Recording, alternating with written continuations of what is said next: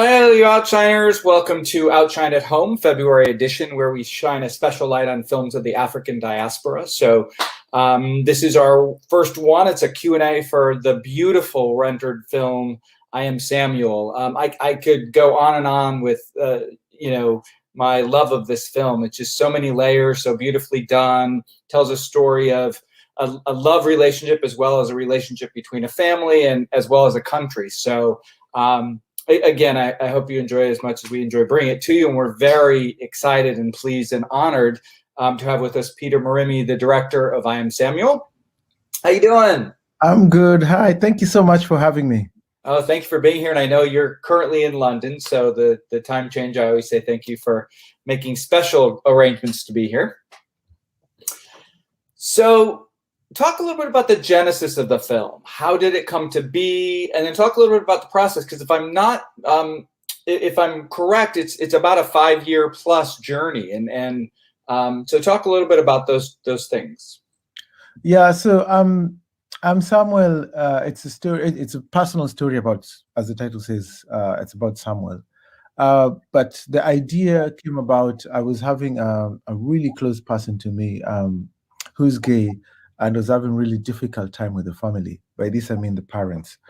And we were thinking and brainstorming, like, if only there was a documentary that the parents could watch and completely relate to and actually get to understand what's going on. And during the process of shopping around and watching different things, like most of the films that were around at that time were very political, looking at the law and the legislation. And the idea was born that there is a need for this kind of film that will be a fabulous tool for families that are going through this issue with the children coming out, and especially in a hostile environment that is Kenya. So that was the genesis of the film. And through a mutual friend, I was introduced to Samuel. And I just told Samuel, like, I'm thinking of making this very personal film, and most likely it's a film about, it will be about love. It will be about the love between a father and son, mother and son or daughter, and the love that they experience if they're in love with whoever person they're in love with. And Samuel just said when he was a teenager and he was struggling with his identity, and he was in the village, and there was nobody who he knew was grown who was gay. And he said, I'd be honored to make this film so that the next generation in the village where I come from and many villages around Kenya can know that you can be African and gay and it's absolutely fine and normal. So that's how the journey began. And it's interesting that you say that he was so willing to do that, yet how does somebody like put that trust in you? Yes, I'll tell the story. To say it is one thing, but then to actually do it and sort of be willing to have the cameras in these intimate moments. And can you talk a little bit about that? Did you have to build this relationship, or how did that? Because it's such as you referred to, it's such an intimate film. So how did you sort of create that relationship and that understanding between Samuel and ultimately Alex and other people who might have been involved in the story? So I think the biggest advantage we had from the get-go, me and Samuel sort of had the same idea. He had a motivation why he wanted the film made, but the intimacy, that takes time, obviously. It's one thing to say, like, let's make the film, but then when you start going through the process, you're like, okay, he's around me too much, like. But I think it's the commitment that we had to the film, and over time, Samuel saw the investment that we were putting in his story, and he's like, okay, there was mutual trust in the process.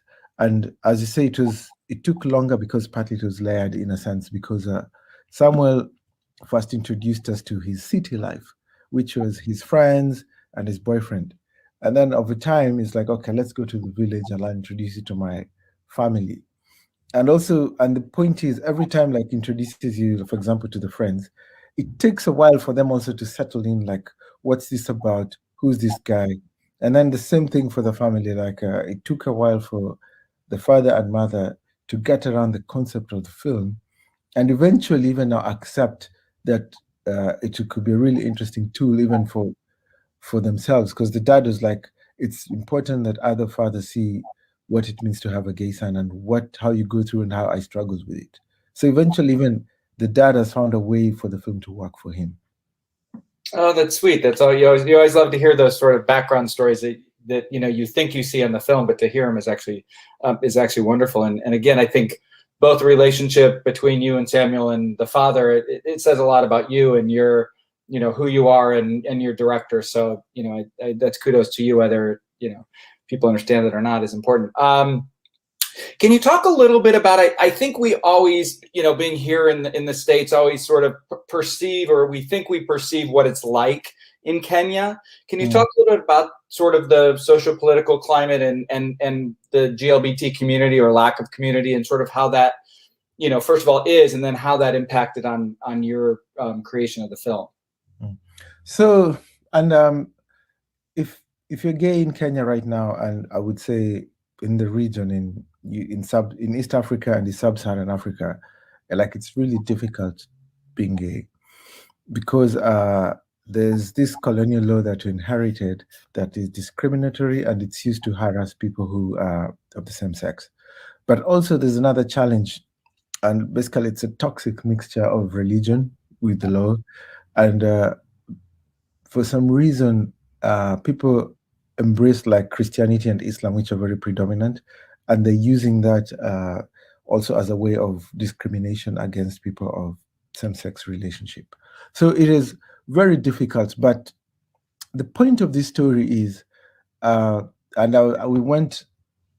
we tried really hard to make it a positive story, because besides all these difficulties, Samuel, Alex, and his friends find a way to find love, to have fun and coexist in a very hostile environment. So it's a story also about, despite the difficulties, legal and community discrimination against them, they can fall in love, they can have fun. And that's the point of this story. It's something that's not seen out of basically Africa. Like, despite the hostility, these guys are heroes because they've managed to carve out a space that works for them. Yeah, that's perfect. I'm glad you mentioned the word hero, because they really are. You watch the film and you think, my struggle is nothing in comparison to theirs. And they really, and I don't think they set out to be, but yet they are. They really are. And sort of to piggyback off that, has the film been seen in Kenya, and sort of the reactions to it, has it been mostly positive? Have there been that group who's just simply because it's gay, whether they've seen it or not, they're not going to like it and they're going to create a stink? Can you talk a little bit about, sort of that? So we were very strategic in a sense. In this film, we're keeping away from the law, and this is a story about family. It's a story about love, and it's a story about acceptance. And we want even the general population that completely disagree at the moment with LGBTQ rights to engage with this film. Because I think there is a lot of, because there are very few people who are gay and are out there publicly. People don't understand that it's exactly normal. It's exactly like someone struggles to find a job like other people do. He works in a construction site like a lot of other people do.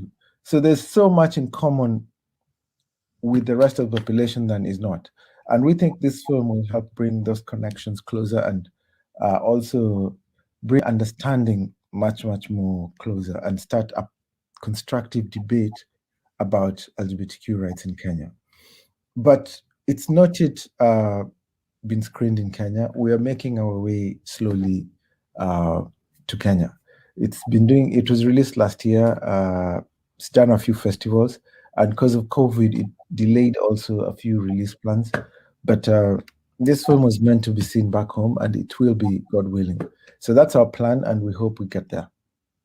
Yeah, and again, I think that speaks to sort of Samuel and Alex, and sort of their being okay with it, and because I'm assuming they can be under just incredible amounts of pressure because of who they are, and so the fact that they're willing to have it be seen, I think is positive. I know there are some issues with placing of pictures and those kind of things, and that's certainly understandable given what's happening. You managed to take a lot of things and make them all work in one film. It's a story about love, and that's, first and foremost, the love between Samuel and Alex, the love that he has for his family, even though that's sometimes a strained relationship. But then there's the family dynamic. There's the fact that their relationships existing in this country that isn't really appreciative of who they are. And then finally, and you touched on it earlier, there's also this fact of there's the country and its attitudes and the city and sort of its attitudes. Can you talk a little bit about how, it all flows so well, and it's not, you didn't overemphasize one and underemphasize another. To me, it was just such a flawless mix of all of these things that are seemingly huge stories amongst themselves, yet they all work so beautifully in the film. Yeah. In a sense, this film has a lot of, like I say, African influence in it, in the storytelling.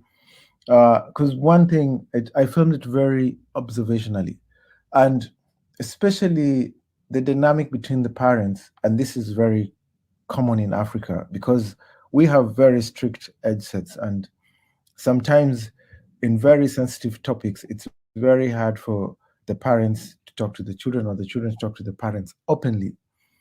So you can see how the parents handle this issue, which they're very uncomfortable with, but it's more about see what's going on. There's never going to be a conversation that this is what's happening, but you can tell a lot from the actions that are happening. And I try to tell the story in that way, in a sense of it's more about what you see and less about what people are talking about. So it's about the action, it's about the nuances, it's about the facial expression. So I filmed it over 5 years. I captured a lot of the things that were unsaid but were happening. And I tried to bring that African element into the storytelling, in a sense. Yeah, and that was very, very effective. Do you think films like this actually, and you mentioned that you hope that there could be some change. Do you think that film itself can be an article of change and a motivator to change, and people, who may have different notions and ideas of the GLBT community sees a film like this and really sort of does think and does sort of create a change sort of from a grassroots level? 110%. Because I agree. I just don't know if I do. So I'm glad that you say that. The thing is, and I think this is the function we as filmmakers have, because sometimes in a society or community, we can tend to be in silos, and we tend to stick to our tribes, and we never listen to what's happening everywhere else. But what film does, it can take you to someone else's world or a community, and you go inside and get to know what's happening. And the thing is, and I can say this happened in the States, like I think Hollywood did a fantastic job in bringing LGBTQ issues into the mainstream to have a more constructive debate about advancing LGBTQ rights. And I think the more people see gay men or women on screen, they represent it. They are claiming their space, that they're part of the society. We normalize that it's normal to they're part of us. It will advance the rights and the dialogue and the debate in a very constructive, positive way. So film is so important in advancing the rights of LGBTQ rights or any other issue that's going on. Like film is central to it. Yeah. What's any update on Samuel and sort of how his life's progressed since the film? So the thing is, for security reasons, like we cannot speak openly about where he is or what he's doing, but we'll just have to say like he's happy to share the film with the world, and he's hoping at some point in the near future to participate in one of these Q&As and talk more freely and openly about the film and his experience and how life is treating him. But he's doing really well, and he's happy to share his life right now with the world. Great. And because it's such sort of an intimate story that sort of, as you said, there needs to be some secrets and there needs to be some things kept. Did you feel like any added pressure of telling, sort of the story that he would be proud of telling? I mean, I know as filmmakers, you're always sort of proud of the work you do, but this is so personal and somebody's life is, basically in the essence in your hands. Did you feel any sort of added pressure to sort of, tell that story? So actually, this is a partnership between us and Samuel, this project. And what happened, we had filmed a lot of material observationally. And what was interesting, we got him to watch after we made an assembly, and we got him to watch. And basically, we just asked him question to react to what he's watching. And a lot of that became the script. So, and you can hear he voiced it. So we could have like refined the sentence here and there, but the thoughts in the script are Samuel's. And so this is a partnership between us and him. That's great. Those, I think, collaborative efforts are typically, and what came out on screen, as I said, was so beautiful and so epic. And, it's hard to sort of see these stories that are so personal yet, have aspects of it that we can all relate to. I think the one of the aspects that I really appreciated was learning more about the culture and the family and how that interacted. And, not only the fact that he was gay and what that meant, but the culture in general and the way that the Samuel sort of felt bound to his culture as well as to his new identity. No, true. And as the point, like for example, I'm straight, and when we make films, it's not, they never like focus on my sexuality. Like I'm a 360 individual, and the point of this film was actually that, like, Samuel is much more than his sexual orientation. Yes, that's an important part of him, and thank God, like I really admire his relationship with Alex. Like I have a lot to learn from that. Like it's so pure, like so honest, and I really admire that, and I hope many Kenyans would learn from them too. But the question is about his friendships, was about his mother-father relationship, which we all have, gay, straight or not, or was about his jobs, see what he does, what his passion is. So he's much more than his sexual orientation, and that was the point of this film, especially to the audiences back home. Is your background in documentary? I know you've done some TV, but to me, it's such documentary film is such an interesting. I mean, it's all interesting, but it's such it's an interesting sort of way to present film. You have to educate, you have to entertain, yet you're telling sort of a true story. Is that your sort of background? So I work a bit for broadcast documentaries, which are current affairs, which has to do with governance, human rights. But this was my first feature-length documentary, and I hope it's not the last, because I had a really good time making it. I learned a lot from Samuel. Personally, I took so much from working in this project. And the thing is, the impact it could potentially have back home, it's a privilege to be part of it. So I hope to do much more feature-length documentary that especially have a meaning and have a soul, and basically contribute to the society and to the history of Kenya, for example, or Africa. So I do a lot of work for BBC, but I would hope to do more like these ones. Yeah, well, we hope so too. As I said, for a first feature length, it was amazing the way you were able to sort of capture the, as I said, you're capturing the quiet times, you're capturing the crazy times, the relationship, the family, and to do it the way you did it, and for being an ally. Thank you for presenting stories like this. We need more of you in order to, to make things and get things seen and to sort of be the change agent that we think we all can create a better society. So for that, we appreciate it as well. Thank you. Thank you. Good luck. Continued success on the film. And we hope that you do indeed do more films that we're able to screen down the road. So thank you, Peter, for taking the time. And you know, thanks Samuel and Alex and everybody involved for allowing you to tell their story as well. No, I'm also, thank you so much for screening the film.